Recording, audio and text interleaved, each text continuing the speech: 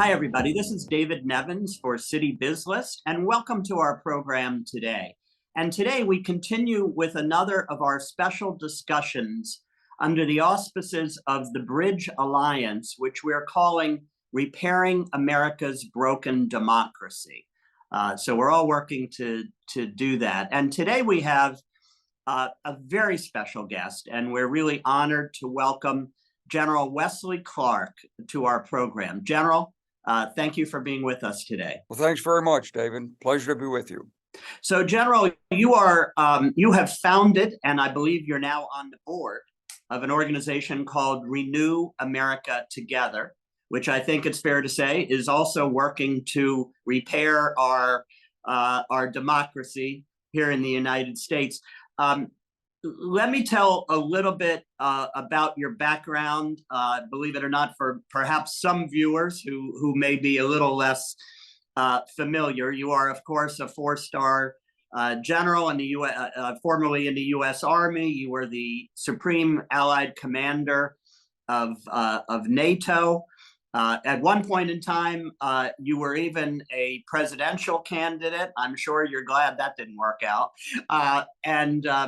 And now you are the founder of Renew America Together. So that's an interesting shift. So let me just put the ball back in your court and ask you to just tell us a little bit about yourself, your career, your background, and then how you got to where you are today.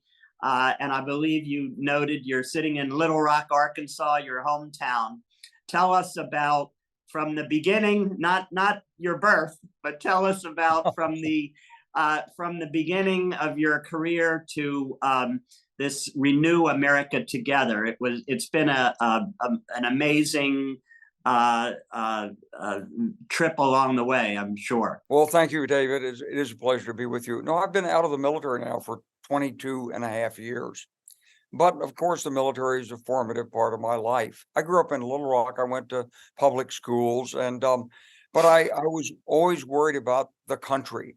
I guess it came from Sputnik, my weekly reader, all the other things that watching Walter Cronkite and evening news, but I went to West Point because I wanted to serve the country.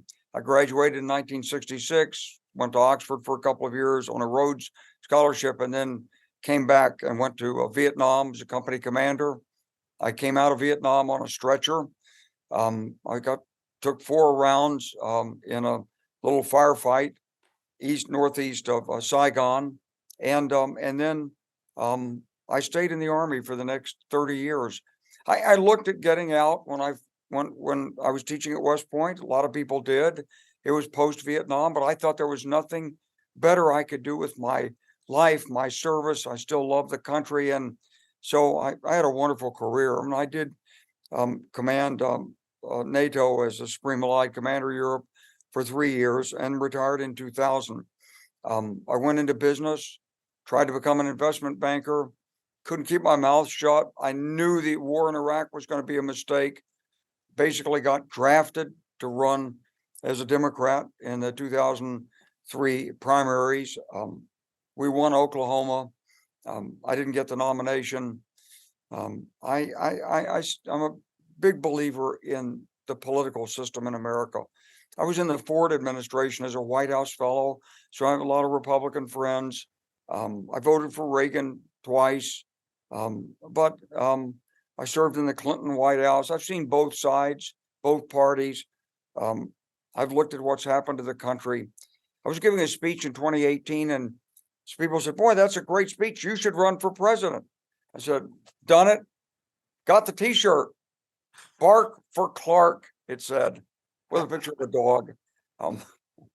But I thought, no, I don't need to get back into the presidential race. What I need to do is see what I can do to help ordinary people come together. So we founded Renew America Together. The idea was first to bring post-partisan,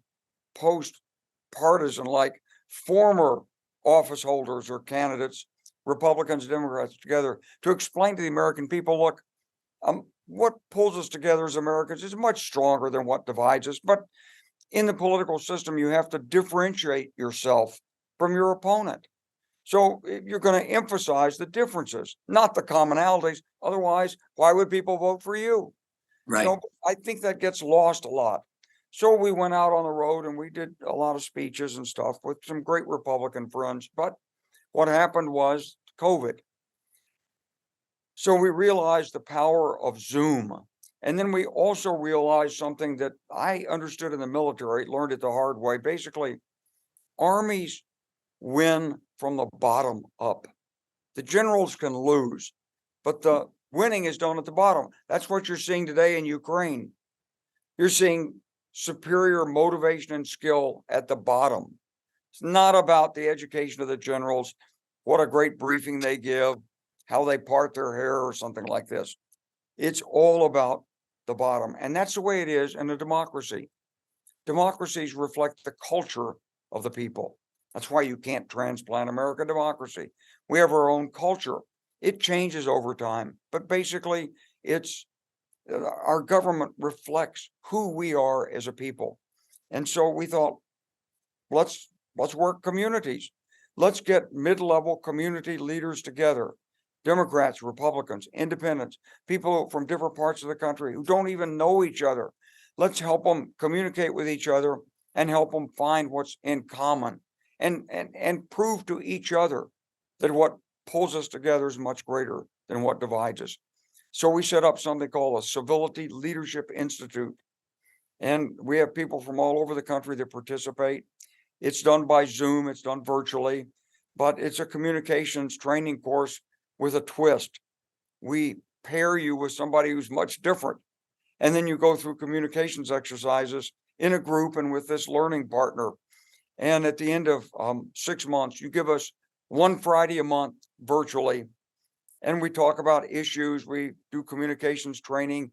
And at the end of it, people, I mean, I was astonished. People said, this is the most valuable thing I think I've ever done as an adult, because they step out of their career or profession. Most of us are so busy earning a living that taking care of families that you catch a snatch here and a snatch there, but you're with your own group. And this is a chance to bring different people together. It's a fantastic learning experience. So we've done it twice with a cohort of 30 people each time. And now we're expanding. So we've got 4 colleges that are going to join us, each hosting their group. And then hopefully it'll spread from there, because I think it does leave a lasting footprint on an imprint on people's minds. And it changes the way they see America and the way they look at the issues that are flashing across the internet or on cable news. So that's what we're about. No, that's terrific. It's hard to disagree with that. I think you would agree we've lost so much civility in our politics today. I don't remember a time that it's like this, although maybe it was many decades ago. Who's to say? But we get so much of Democrats and Republicans both. They're a Republican. They don't know what they're talking about. He's a Democrat. They're terrible.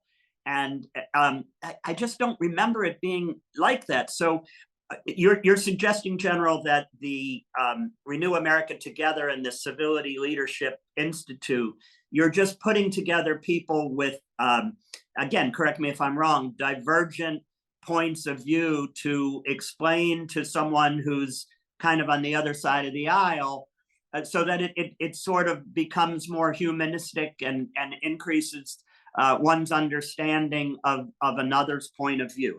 Is it as simple as that? Exactly it. And we hope not only understanding another point of view, but being more reflective about how we ourselves respond to events and personalities. Because we start by giving everybody what so many Americans haven't had, which is a Myers-Briggs type indicator. So you learn your personality type. People say, you mean that's why I'm always uncomfortable at a party, because I'm an introvert? Or my wife says I can't stop talking. Okay, now I understand I have a problem. I'm an extrovert. And people realize things about themselves they didn't quite understand before. And that helps them in communications. We've had people say that we've saved their marriages, we've saved their business, We've helped create legislation, all because of helping people understand better how to communicate, starting with who they themselves are. I think it could, become something that we bring thousands of people together every year. It's just a matter of finding people who are open enough to say, I may be 40 years old, but I could still learn something. So how do you, I couldn't agree more. Are you hopeful that you can scale it up, that you're starting, you said you had, I think, classes of 30 or so, and you've done a number of those. How do you pull your classes together, and have you gone national yet? How many states are you in, and so forth? Well, we've pulled people from almost every state. Every cohort has people from 15 or 20 different states. But getting two people, telling what the program is, that's part of it. And so, we'd appreciate anything, David, that you can do. Well, we have a website, renewamericatogether.org. We'd welcome people coming on that website. Tell us who you are. Tell us you're interested in this. We'd love to have you participate with us. And we select, because we want to make sure we've got diversity in this group. We don't want all Democrats who say, gee, I'm so guilty about everything. I feel so bad. Please tell me how to feel bad. We don't want people on the other side who say, the other side's wrong and I know I'm right, and so forth. We want people who are willing to learn and listen from others. And we've been really fortunate. We've got people across the political spectrum like that. It's not what you think from listening to cable news and people screaming at each other. Most Americans are not like that. Most Americans do have an open mind. They do want to learn, and they don't feel happy at Thanksgiving when they can't talk to their relatives about politics. Yeah, we've all experienced that, right? I know Okay. when I go out to dinner with friends, and they may be my friends, or maybe they're my wife's friends, or relatives, I always say to her, do me a favor, just share with me what their politics are, so I don't want to get into a fight. Or general, given the fact your career has been so accomplished and so honored, and we've both been around for a while. How do you think we got here? And you're working to help fix it, but what's the problem, and what's the grand solution to being able to return to a normal democracy where, I remember, like, Democrats didn't hate Republicans, Republicans didn't hate Democrats, and we weren't really defined by being a D or an R. We were all Americans who might have slightly different points of view on different issues. So I turn to someone with a hugely accomplished career and give you an opportunity to weigh in. Well, David, I think, you and I may have grown up in a golden age of American democracy, honestly. I mean, if you look at American history, we go through cycles. The cycles are 40, 50, 60 years long. After the Civil War, there was the Gilded Age, and then people eventually got tired of seeing exploitation.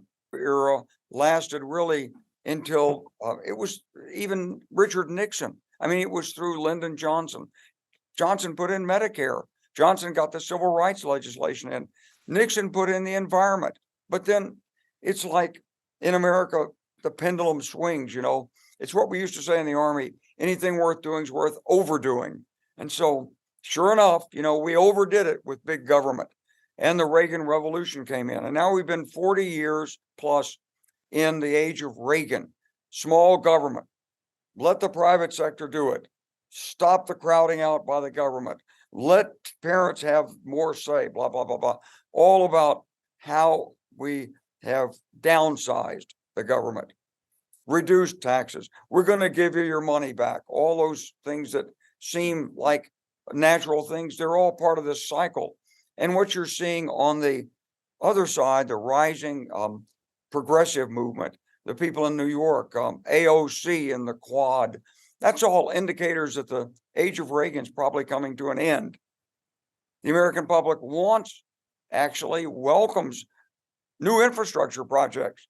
We're embarrassed by our airports, by bridges that fall apart. We understand the private sector doesn't do a very good job building bridges. And toll roads are great, but we like the interstate highway system. That was done by the government. So, the pendulum swinging back. But what's made this also a complicating factor is the means of communication change. In the late 19th century, the yellow press emerged. It used to be that newspapers were printed arduously by hand, and they were all partisan before the Civil War.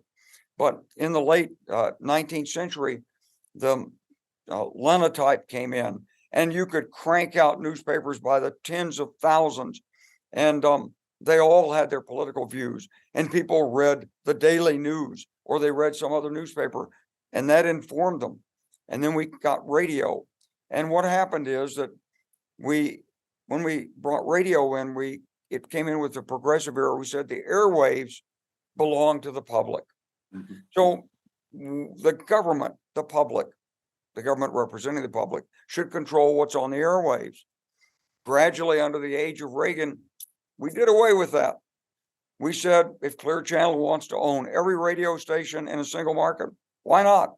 I mean, the competition's good for everybody, right? And we introduced shock jocks on radio. I remember coming out of the military and somebody telling me, said, isn't Rush Limbaugh fun? Isn't he fun? Well, we made politics fun because we stopped giving both sides of the argument. And then the internet came in, and then it multiplied it by a 1,000 times. So we have to learn to be civil to each other, to find what we have in common, and enjoy the benefits of new technology. And that's what we're doing with Renew America Together, really. We couldn't do this without Zoom.